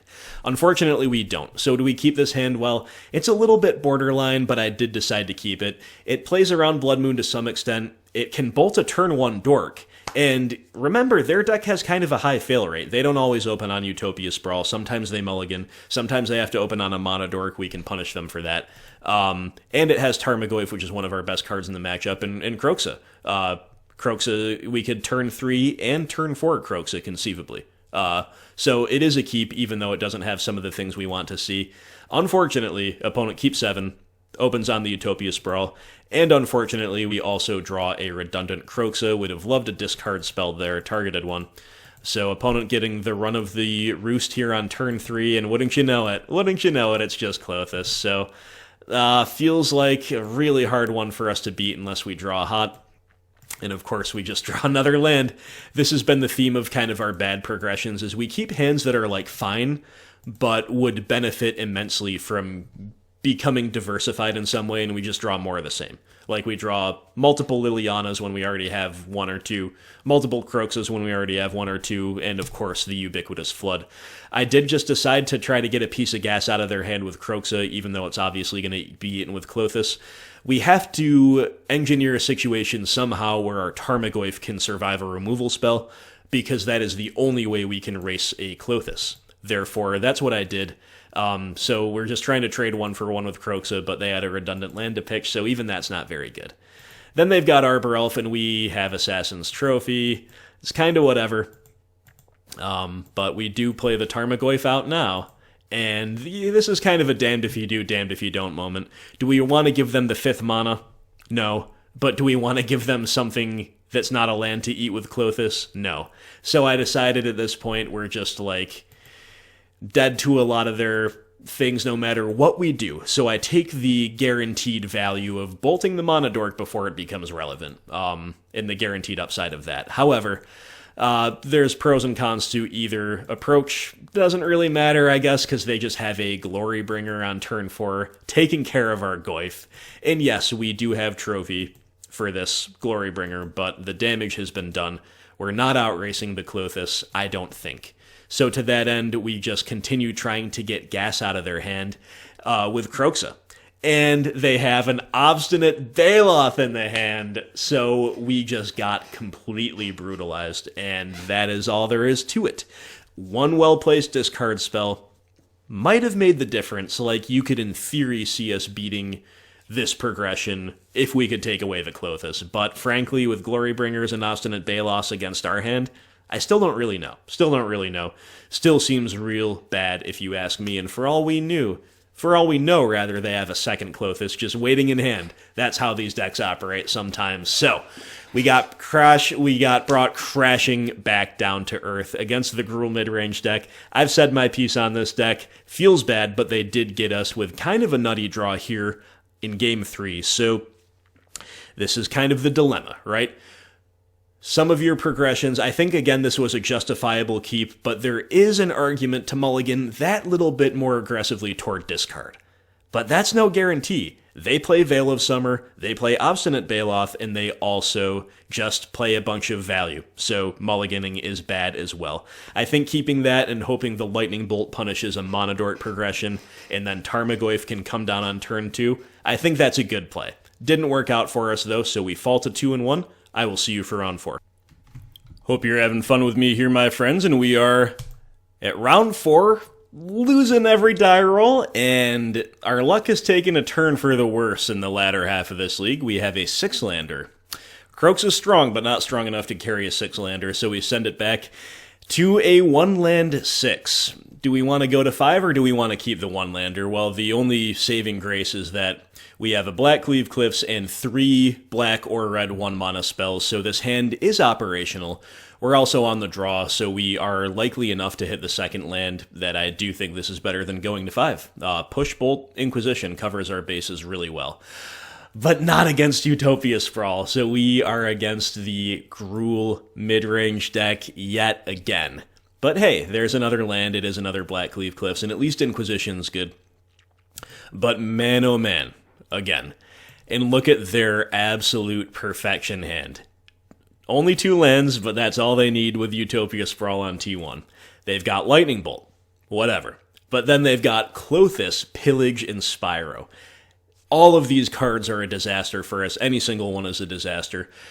The first impulse that many of you might have, and that I think I even had, was to take away the Pillage, because obviously we don't want to get Stone Rained on the play in general. It's just such a big tempo loss, but even more so when we have mulliganed and we're operating on a low land count anyway. But, I think we just have to try to win through the Pillage anyway, because Klothys, on turn 2, is not a card that we can almost ever beat, especially when we don't have a great clock waiting in the wings. So, that is my thinking there, and sure enough, the opponent will pillage our land, and sure enough, we miss the land. So we play the second Blackcleave Cliffs, but from here on out, we are empty-landed, and we just need to try to rip some more off the top. But opponent just going to bolt us upstairs, play out that Spyro, refill the hand a little bit, pitching an extraneous land, so it's all very good for them. And we're just going to use our mana efficiently, bolt the Spyro on the unstep, and untap and miss our land drop. So we're operating on one land against the ramp deck. Doesn't seem like a winning formula to me. And they have found a Chandra Torch of Defiance, which is sufficient for me to scoop. We are simply not coming back from that. So, Gruul Midrange yet again, just putting us to the sword. Don't know what else to say. Not a particularly winnable series of circumstances for us there. Let's check out Game 2. Well, guys, we're here for Game 2 in the tough matchup, and we've got a one-lander, so our mulligan woes continue. We gotta throw that one back. It had some stuff, but it was just so soft to a turn 1 Utopia Sprawl, we had to send it back. This is a quite reasonable 6, though. We've got a nice, well-balanced hand. We lack early interaction, but as far as 6s go, it is a fine one. And I'm kind of leaning all in on this Wrenn and Six, so we put back a land, just planning that the Wrenn will go uncontested, making us land drops number 3 and 4, which we desperately need with this hand. And if we do, it'll be a good hand. Opponent will play turn 1 Arbor Elf. Hey, that's a little bit friendlier than Utopia Sprawl, right? So what do? Do we guarantee the land drop before they find a relic or something? Or do we ping the Arbor Elf? Well, I think we just have to ping the Arbor Elf, and I'm glad that we can. So Wrenn and Six ticks down, pings the Arbor Elf. Back to the opponent. Hey, they kept a one-lander. They just play another Arbor Elf. We can beat that. So, we could have just pinged again, but and then played Kroxa, and I think that's okay. But because we did not make our third land drop naturally, I took an alternative line of using the Wrenn and Six to make the land drop and then playing Liliana to get rid of the Arbor Elf. So it's some pretty good stuff. It's going to guarantee us the fourth land as well unless they have a relic. But they don't have a land or a play, they just say go. Feels good, man. So we'll begin by ticking Liliana up. We're going to pitch something redundant here. It could be one of our 2 Kroxas. It could be our second Wrenn and Six. I think just like leveraging the Kroxas here as 1-for-1 trades before they hit the bin is pretty good, so I decided to pitch the Wrenn. Interesting decision either way. But the opponent has an obstinate Baloth, so even though they are mana screwed, they are still doing something pretty powerful. Pretty powerful. The card is kind of a disaster for us a lot of the time, and this is certainly a case where they would be just 100% to lose if they didn't have it. But we get to make the fourth land drop courtesy of Wrenn, and we get to play Huntmaster of the Fells, which stands up pretty well to it, even if it's just chump blocking with the wolf and gaining the life, and that's what we do. And the opponent does make the second land drop, but they still have no play. Therefore, Huntmaster gets to flip. It's pretty cool. So we scratch the Baloth and we hit the opponent for 2. We shock the Baloth, shock the opponent for 2. No way to finish off the Baloth with a bolt or whatever, so I'm cool cashing in the Liliana here. We have enough ways to attack the hand with these Kroxas that I don't necessarily fear that at all. So we'll buy back a land with Wrenn, and then we'll play out one of our Kroxas. And wouldn't you know it, they have a second Obstinate Baloth. So even when the opponent's experiencing a fail rate, even when our interaction is lining up well, they're still just cheating 2 Baloths into play and staying in the game that they otherwise might not. We're going to try the third non-targeted discard effect of the game. Hopefully they don't have a third Baloth. I can't imagine that they do. And we get Magus out of the hand. Good. So we're finally starting to get action out of the hand. We also get to flip the Huntmaster back this turn, and I think that's good. I think I want to just keep flipping as much as possible for as much value as possible. The life swings do add up. And now that our Wrenn and Six is at 5, we are not even necessarily priced into the chump block, and I actually chose not to. You could go either way with that, but I chose to keep the wolf around. An interesting decision, to be sure. Opponent has made the third land drop, and they play Klothys. Yikes. Major yikes. So what do? Well, under some circumstances, Liliana, Edict the Baloth, and then play Spyro would be very good, but of course we also have some interest, at least, in getting Kroxa out of the graveyard before Klothys goes to work. So to that end, that is what I do. We do decide to just go on the Kroxa plan, keep our good stuff in hand, And we get a Glorybringer out of the opponent's hand. That's pretty good, too. Take up the Wrenn and Six, ship in with the creatures. Pass back. Klothys will not be able to drain us because it is priced into making a red mana, ramping. Then they're going to bolt the Huntmaster into Spyro, which is actually really good. It's a really, really good last couple cards to have in the face of all of our attrition. And Spyro will find them, admittedly not the scariest things, a land in a Utopia Sprawl, but it is enough to turn Klothys into a creature. Opponent chooses not to attack, they are respecting the massive clock potential of Kroxa. Let that sink in. They're draining us for 2 every single turn, almost exclusively uninterruptible, and the life total is 17 to 17. And they have a couple 4/4s, or a 4/4 and a 4/5, and an expendable 2/2 as a blocker, and they have a Planeswalker they could attack, or they could just start racing us, whatever they prefer. Despite all of those factors, they choose not to attack, simply because Kroxa's clock is so ridiculously fast. Pretty cool stuff. Back to us, we've drawn another Liliana.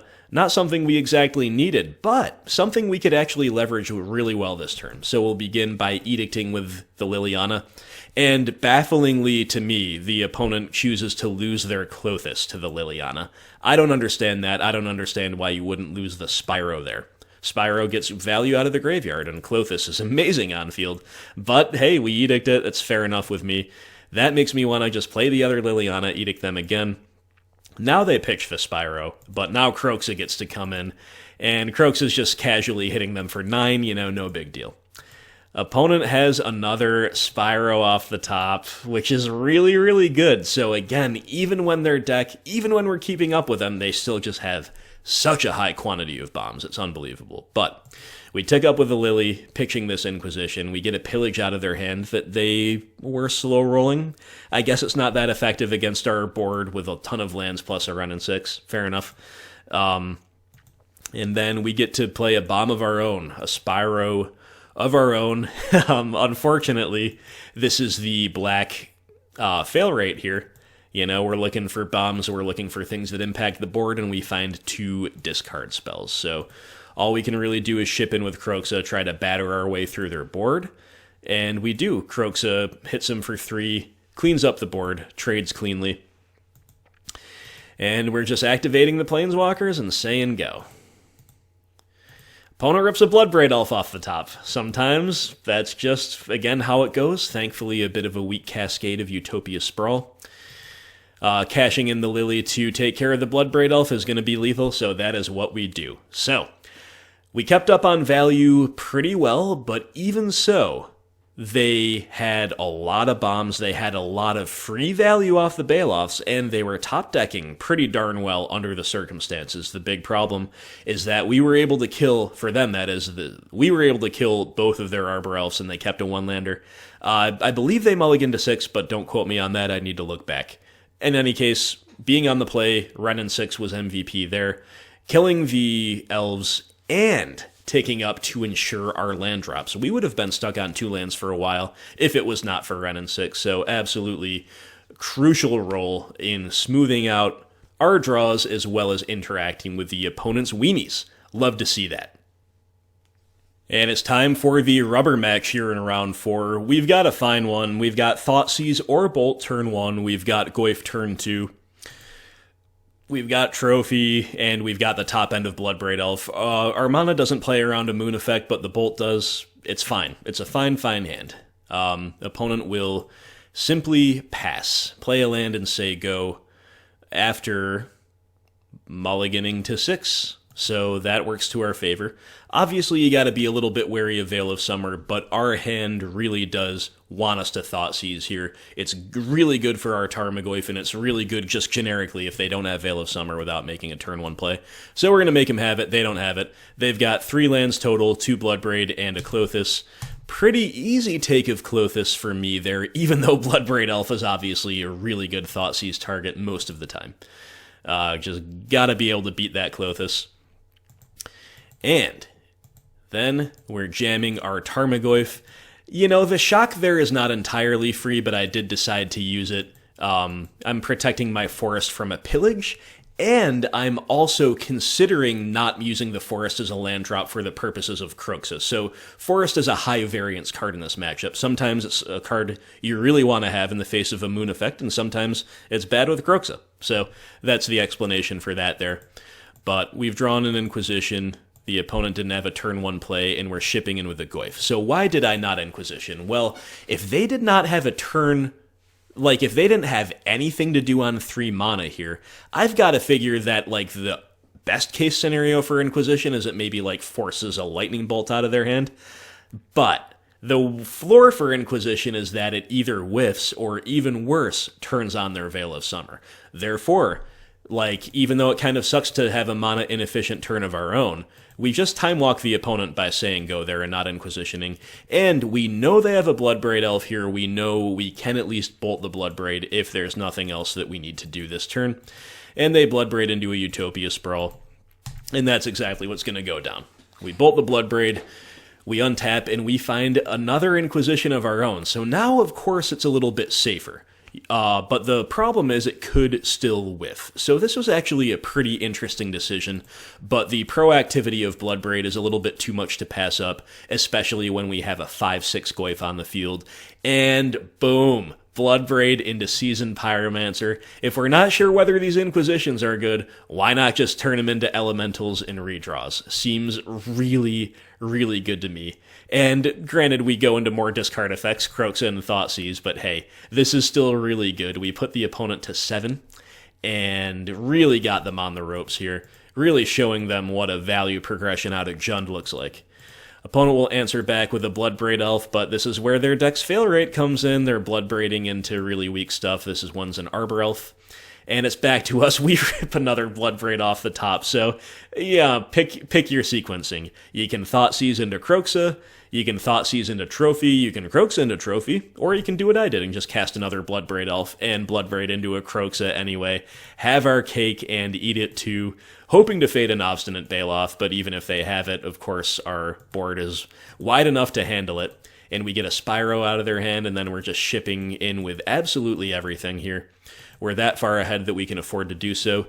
We force a trade and a chump block and a lightning bolt, and after all that, they're still at 3. We have a Kroxa to escape and another Kroxa in hand, 2 different sources of lethal, to say nothing of our wide board. Opponent has found their 3rd Bloodbraid Elf, and hey, they hit a Spyro this time as well, so that's a pretty good hit. But they don't get to make any tokens out of it, and they don't have anything to do with their remaining mana off of those draws, apparently, because they just concede, but not before we draw Huntmaster the Fells. So again, you want to talk about the ability to grind. This deck has it in spades. We are outgrinding Bant. We're outgrinding Mardu, which is the Grandiest Shadow variant, and we're actually keeping up, or even at times seriously outgrinding Gruul. When we lose to Gruul, it's when they have an unanswered Klothys. And that is a grindy card in that it is a slow card, but like it's not really... It's the reason we're losing to it is not because it's outgrinding us, it's because we cannot interact with it, right? Unless our opponent lets us edict it, as happened in one of these games. Anyway, guys, what I'm trying to say is that we've faced some real tough matchups so far. We are 3-1, and that is on the back, more than anything else, of this particular Discord Jund's variant's ability to grind for days. So it feels really good to get revenge on Gruul, and we are going into round 5 here right now. Alright guys, we're here for round 5, and why do you ask are we at the collection screen? Well, it's because we were against Amulet Titan in round 5, and I've been sitting here for freaking ever, trying to get the replay function to comply, and it just won't, so I'm sorry. I've just kind of got to tell you what happened, but if there's one deck that consistently makes the replay function go haywire, for me anyway, it is Amulet Titan. I think it's because all of the searching can overload the replay function, all of the summoners packs and the Titan searches and so on and so forth. If there's something that makes the replay glitch out, in my experience, it's almost always the deck Amulet Titan, and I don't know why. But I hope you'll forgive me. I simply have restarted the client, tried a couple different things. Don't have time to redo the league later, or to redo this part of the video later even. I'm working with the time that I have, and I also know that there's frankly enough gameplay, enough decision-making in the first 4 rounds to more than last an average 5 rounds, right? So I hope you'll forgive me if we, just kind of do a quick what happened report. And I'm not even going to have perfect details because I can't even access the full replay on my own. Like, it's just doing this thing where they just, like, from turn 2 on, it shows both players just passing without playing a land, which obviously isn't what happens. So, yeah, you hate to see it, but the file is corrupted or otherwise not loading. But we were against Amulet Titan, and we stole game 1 in a really, really unusual way on the back of this main deck Ashiok. So I do remember game 1 kind of well, because it was really cool. Opponent on the play, I think both of us mulliganed, and our hand was like a couple lands, a Wrenn, a Tarmogoyf, an Ashiok, and a Lightning Bolt. So a fine 6. Opponent goes turn 1 Amulet, turn 2 Stirrings into an Amulet, plays the Amulet. Meanwhile, we just go land and then land Goyf. And then they go turn 3 Titan on the back of those 2 Amulets, but not able to do anything else with it. They just kind of get a bunch of bounce lands into play, maybe bounce a Tolaria West back to their hand or something like that. So in other words, they get the Titan down on turn 3, but they don't attack with it, and they don't have like Field of the Dead or other utility lands like that. So we have a 2-3 Tarmogoyf on the field, and we go turn 3 Ashiok go. Opponent doesn't have another Titan naturally or anything, so they just go to attacks, they attack Ashiok, we chump block with the Goyf, Ashiok goes to 2 loyalty. Meanwhile, I should say this, we've drawn another Lightning Bolt. So on turn 3, we had the decision, do we play Ashiok or do we play Double Bolt on the Titan? I decided to play the Ashiok, and yes, the reason we did that is because we knew they had another Summoner's Pact virtually in hand, because yes, they did bounce the Tolaria West. Got it. Sorry, a little bit hard to recall these details, but I'm doing my best. Then, so our Goyf is dead, but we have the Ashiok on 2 loyalty. Back to the opponent, they go to attacks, we double bolt the Titan, and answer it. Then from there, their Tolaria West that they could transmute into a Summoner's Pact, it's just shut off by Ashiok, and they don't have another natural Titan, nor do they have anything like the Dryad. So, we then go on the Raging Ravine beatdown plan. We're making land drops. We play Wrenn and Six. So Wrenn and Six is making our land drops and also getting us toward the Ravine mana. Once we hit enough land drops, we start pinging with Wrenn. Meanwhile, one of the only things the opponent can do is Vesuva to copy our Raging Ravine to try to kill our Ashiok so they can go off. We draw an Assassin's Trophy to kill their Ravine, and we just win the game off of Raging Ravine beats and Wrenn and Six ping. So that was an epic way to steal game 1 against Titan off of our one of main deck Ashiok. I'm really sad that I couldn't show you it because the replay function is failing us, but another point in favor of the Spice, because no other card in our main deck could solo shut off both the Titan attack and the Summoner's Pact like Ashiok does, obviously. So my memory of the post-side games is a little bit more vague, but obviously we're bringing in Ashiok, we're bringing in Pillages, and the Game 2 was a bit of a heartbreaker because we disrupted relatively well, and it was with hand disruption. We didn't have an Ashiok. We also didn't have Pillages. We just punched a hole in their plan with discard. We put down an early Tarmogoyf, and we were racing pretty well. And with the assistance, once again, of Raging Ravine, we had them dead on board. They were dead on board. They were also hellbent, but they had a lot of mana. And if they have exactly one turn to draw anything relevant, and they draw the Summoner's Pact, they pact for the Titan gets the Field of the Dead zombies. We have one turn to draw an out. I think if we had drawn a Maelstrom Pulse, we would definitely have won. If we had drawn something that could have killed just the Titan, the game would go on. But Pulse to sweep up the zombies, I think we still had lethal, even with Titan able to block one thing. Sadly, we bricked, and the opponent just ripped lands, and you know what happens from there. Titan plus Field of the Dead, inevitability that we cannot overcome. So we lost a heartbreaking game 2. When we had the opponent dead, they had exactly one top deck to find basically a Titan or a way to find a Titan, and they did. So you might have thought we were in for the 4-1, my friends, after we stole that awesome game 1 off Ashiok. I know I did. I know I was feeling pretty confident. Sadly, we lost another heartbreaker in Game 3, and we lost it literally to Obstinate Baloth. So we had a really good start where they didn't have acceleration, and they just played a turn 2 bounce land, bouncing their other land back, and on turn 3 we pillaged it, so we had 3 lands to their none at that stage of the game. But eventually we had a critical mass of Kroxas and Lilianas, and had to go on that plan. I think we had like a Tarmogoyf that was only a moderate size beating down, and the opponent just had 2 Obstinate Baloths in hand. So a real annoying way to lose the game. We ended up kind of unable to handle the Baloths while they just drew out of the land destruction that we had put them to, and that was about that. So you might have been forgiven for assuming we were in for the 4-1 after that awesome G1 win over Titan, but sadly it was not to be. The lesson here, the takeaway, is that Obstinate Baloth is a really, really good card against us, and it is actually one argument against leaning too hard on Kroxa. Now, Kroxa's really, really strong. And if it's not Baloth getting us out of these green decks, it's often Veil of Summer.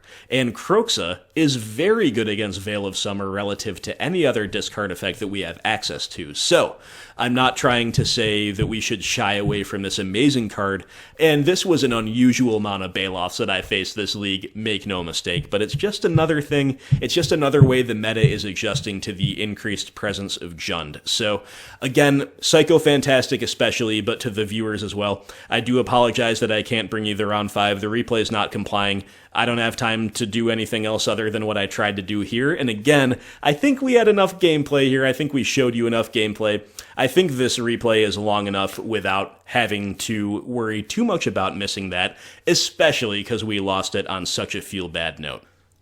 So there you go, guys. That was our league. Technical malfunctions aside, and the medium result aside, of course 3-2 not exactly setting the world on fire, I am actually really happy with this list and how it performed, because if you think about it, we played double Gruul Midrange, we played Bant Snow, and we played Amulet Titan. Those are 4 tough matchups. That is not the lineup Jund wants to face. Jund wants to face like Mono Red Prowess and Infect and like Ad Nauseam, our devoted combo or something like that. We don't want to face decks that actively plan to go over the top of us. We want to be in a position where we are outgrinding the opponent, and we definitely don't want to face big mana, even when we have tools to make it a competitive matchup, which we do. It's still tough, it's still not what we want to see, right? We want to play against, like, Taxes decks. We don't want to play against Bant Snow. We don't want to play against Gruul. And Mardu Shadow, I think, is the toughest Shadow variant out there for us right now. So I don't know if I'd go so far as to say it's unfavored. It seems about 50-50, but maybe one 50-50 matchup, 4 unfavorable matchups, and we took a fair share of mulligans, and our losses had a great deal of bad luck involved. All things considered, I'm very happy. This is a league where if we were even a little bit less prepared to grind, it could have been a 1-4. It really could have been a 1-4. So the Spice pulling its weight here. Main deck Ashiok doing a lot of work. Remember that it won us Game 1 against Bant Control with the mill win condition, and stole us a Game 1 against Amulet Titan. Seasoned Pyromancer, one of the absolute all-stars of this league. It was really good as the last spell in our hand, and it was also really good on a couple different occasions cascading off of Bloodbraid Elf. Speaking of which, Bloodbraid Elf was also another real all-star of the league. We were pretty lucky, frankly, to draw as many copies of her as we did despite having cut one. Klothys, pretty good too. We lost to the card more than we won with it, but that's just more confirmation of how, she is a very viable modern card. Also, Kroxa looking pretty good here, but you didn't see the round 5 where both Kroxa and Liliana ended up being feel-bads, like just getting buried by double Obstinate Baloth, but hey, Baloth's gonna bail off. They won't always have multiples in hand, even though that happened multiple times to us this league. They won't even always have one, right? So it's just a hazard of doing business. I think the Kroxa Liliana plan's still really good. But even though I am one of Kroxa's very biggest defenders, I was on this card from day one saying it will Jund, and I was debating the people who said it wouldn't Jund. Friendly debates. None, don't call anybody wrong for questioning it, but I've always been very firm. Nope, this card is really good. I think it's going to be a quite nice fit in Jund. So even though that's my perspective, I'm not sold on 3. I think 3 is viable. I think 3 is interesting, and I think it's fine, but I'm not sold on it being optimal. I'm still, as you will have seen if you read my Patreon scouting report for updating BGX, my stock lists are still on 2. I still think leveraging either Bob or Scavenging Ooze in a list is good. And now granted, I also think leveraging Ashiok, Spyro, and Klothys is good. And I also think leveraging K-Command is good, which is here in the sideboard, didn't really see it this league. So obviously on Jund you can't have it all. One thing that I'm more interested in after this league than I was before is maybe getting a little bit greedy and cutting a lightning bolt and trying to squeeze another piece of value in here. So maybe we go back to 2 Kroxa and we play either 2 Bob or 2 Skoos, or even one of each I think is viable. But we keep more value at the 3-drop slot with cutting from the bottom end. Now, that might be an overreaction to just facing nothing but grindy decks, to having Bolt and Push be kind of medium in this league compared to a lot of other stuff.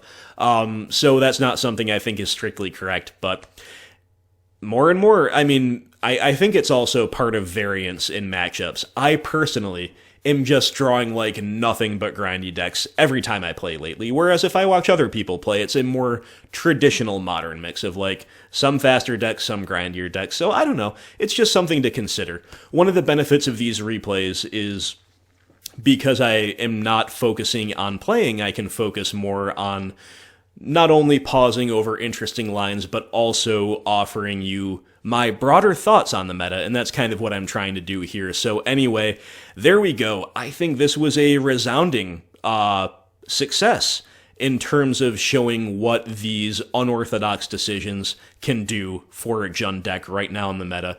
Again, Ashiok and Spyro were awesome as far as main deck spice. Klothys and the 3rd Kroxa were also pretty darn good. And sideboard stuff was pretty great too. Huntmaster of the Fells had a nice cameo that I really am liking this card more and more the more I play it. Anyway, guys, I have rambled quite long enough. I will go ahead and leave it there. I want to apologize once more for our technical malfunction. I hope you'll forgive me. I'm doing the best I can under some duress in terms of my day-to-day existence here.